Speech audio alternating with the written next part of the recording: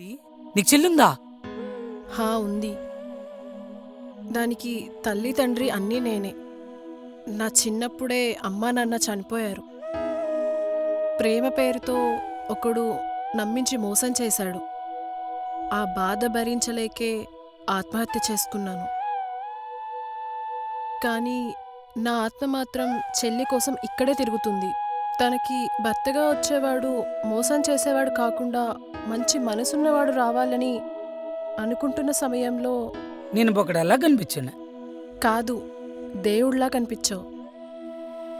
నీ మాటల్లో అమాయకత్వం, నీ నిజాయితీ గల వ్యక్తిత్వం నాకు నచ్చాయి.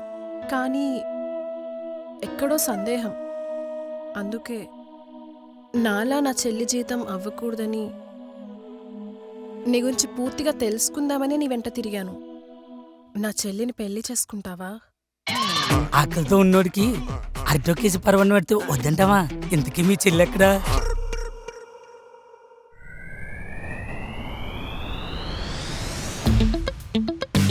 ఇదేంటి అచ్చం నీలాగా ఉంది? కొంపతీసి కామెడీ గీమిడీ చేయట్లేదు కదా? మేమిద్దరం ట్విన్స్.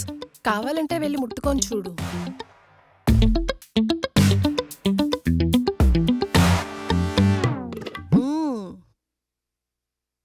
నిజమే.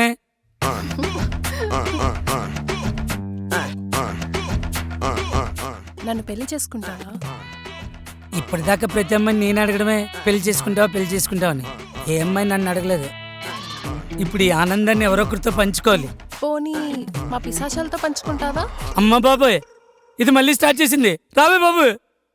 అమ్మయ్య, ఇప్పుడు నాకు చాలా హ్యాపీగా ఉంది. అవసరమైతే నా చెల్లి కోసం మళ్ళీ తిరిగి వస్తాం.